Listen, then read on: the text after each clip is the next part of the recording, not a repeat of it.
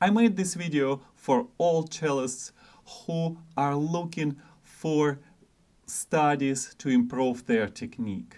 I will introduce you to 3 very important etudes for beginners you can start working right now.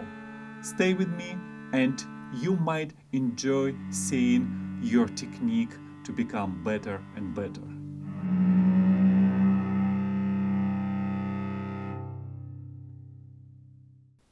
Welcome to Cellopedia, this is Maxim.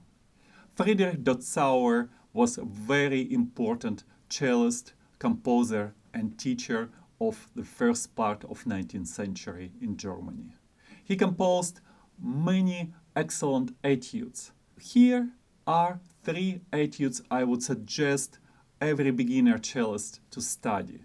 All of them come from 113 exercises for cello, book 1. We will start with the etude number 1. This might look a bit intimidating, the whole page of different notes. Probably way longer than anything you played before. My usual advice is that you don't necessarily need to play this whole page through. You might be way better off splitting it to several shorter exercises. But little by little, you will learn every important thing that Dotzauer tried to introduce us to. The first very important idea here is that you have to know how much bow you are using for each note. This is why he is clearly marking what he wants you to do. You can find all of that just looking at the first line. You have W, B, which stands for the whole bow.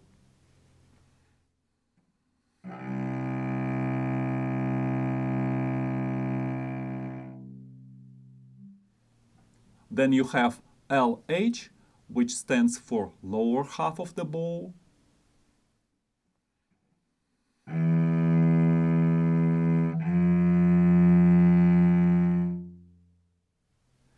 Then you have PT, which stands for point, when you have to play very close to the tip of the bow.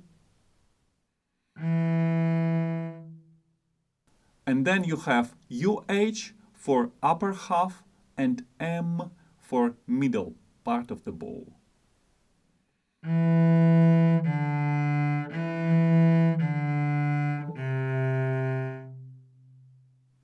And finally, you have N for the nut. That means you have to play very close to the frog.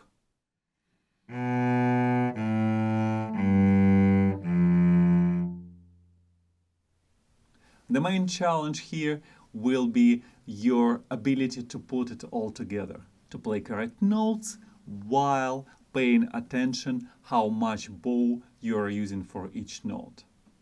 You might think, well, I will play all notes correctly and that this is more than enough. Well, at the beginning, yes.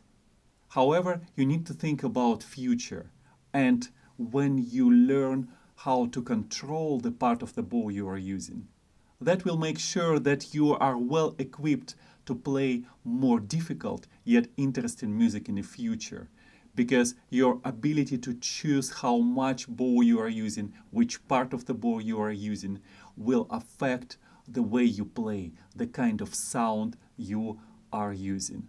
And that is the whole point of playing musical instrument. I will play the first line for you in tempo quarter note 60. I will need to pay attention to left hand precision. I will have to keep up with steady beat, and I will need to pay attention how much of bow I'm using and in which part of the bow I'm playing each note. Very busy, but you can do it after you work on this etude the way I'm showing it to you now.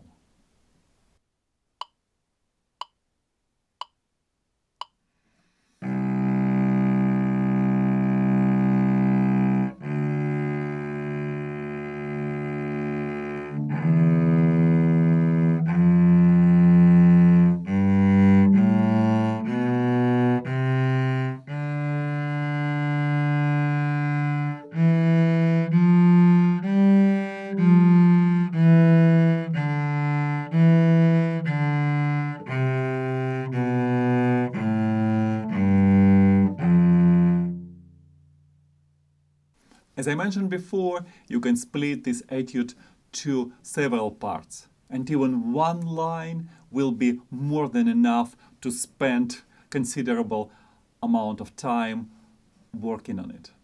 If you like to see the example how to play the entire etude, I will put the link in the description to a recording I made in the past. Making those recordings takes a lot of time, both playing and then editing those videos. I'm very grateful to all supporters of Cellopedia. Every time you watch the video, you like it, you leave a comment, you help Cellopedia to grow. And one of the best ways to support Cellopedia is to become a member of the Patreon. You will be able to choose the level of your support, and I will be able to give you special perks. It might be a special edition of music I play here with my fingerings and bowings, or even videos to play with when I play the second voice of the etudes. And quite often I publish special video previews of my new cello courses along with a discount to get those courses for less. Our next etude is the etude number 3. You look at it and you might be wondering how I can play all those long slurs. And the truth is that you can start working on it with simplifying those slurs. It will be extremely useful to work 4 notes per bow. This way, your tempo doesn't have to be extremely fast as suggested here, and it might be way more useful and appropriate for your current level. I played for you in tempo quarter note 60. Feel free to change this tempo. You might want to start a bit slower, and later on you definitely want to play in a faster tempo.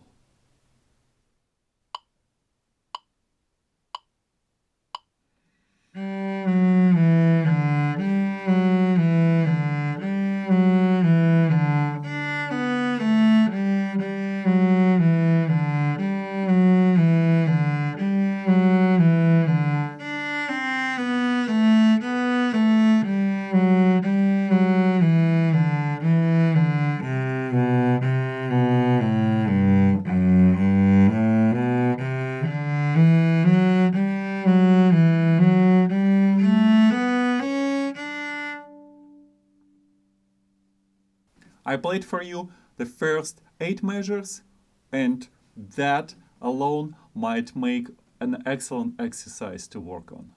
I would suggest paying attention to the way your left hand is shaped. You definitely want to keep your fingers round. This way, when you play on the D string, they are not touching the A string. And also you might want to pay attention how active they are.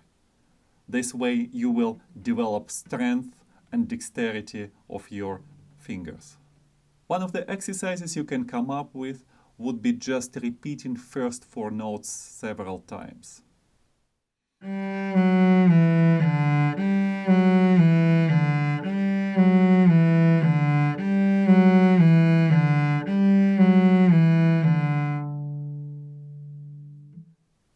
Pay attention that when you are using your pinky, all other fingers are helping it.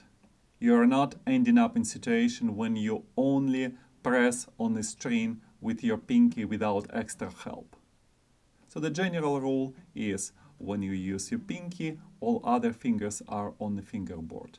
And the same applies to the third finger. You will only have your pinky up, but all 3 other fingers will be on the string. And once you get more confident with first 8 measures, you can move on and learn other part of the etude. Again, I don't think that you necessarily need to learn to play this etude right away without stopping. Break it apart to the smaller parts and work on them, paying all the attention to your right hand, the way you use your bow, and to your left hand. And the last etude I would like to show to you today is the etude number 4. It seems to be even more challenging. And the main challenge here is not the tempo, but bow distribution. Simply put, it's the way you are using the bow, how much bow you are using for each note. We talked a little bit about that working on the etude number 1, but now you have to go to the next level. It's not only about the part of the bow, but also about speed of your bow. We have to deal with it right from the first measure. You have one note down, then 3 notes up slurred together, and then 2 separate notes. If you try to play without thinking about bow distribution, you might end up in this situation.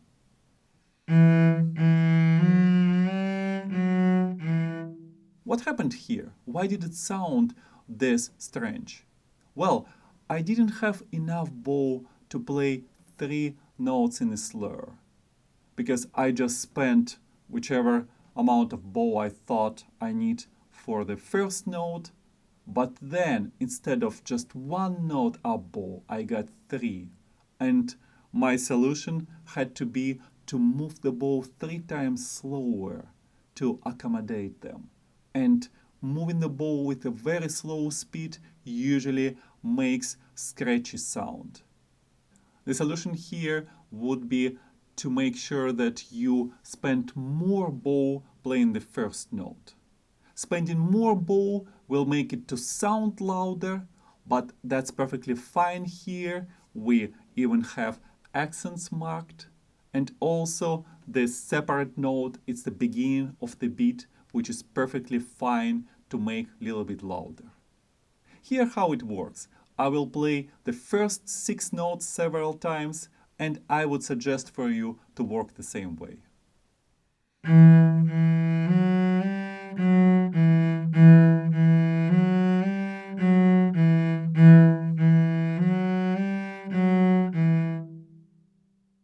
One of the preparation steps you could make is to learn at least a part of this etude 1 note per bow.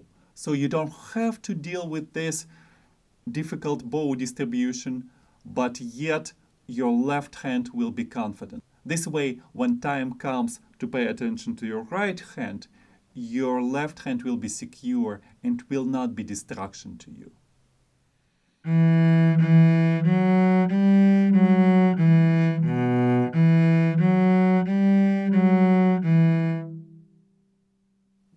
And now I will play for you the first 12 measures of this etude in tempo dotted quarter note 60. This way you will have to play 3 eighth notes in 1 beat.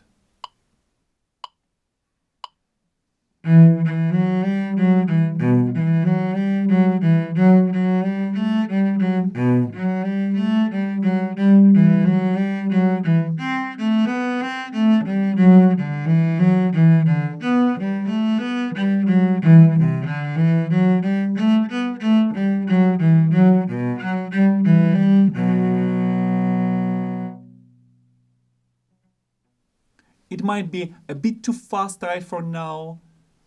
And again, you can start in a slower tempo. And I think you should start in a slower tempo and then gradually make your way to somewhat faster tempo. If you made it this far, you might be interested in exploring my Udemy courses. I made several courses for different levels and I posted them on Udemy. You can explore those courses by following the link in the description, and if you use this link, you will get a big discount available only for Cellopedia audience. Thank you for watching. Keep playing cello, enjoy it, and come back to Cellopedia to learn something new.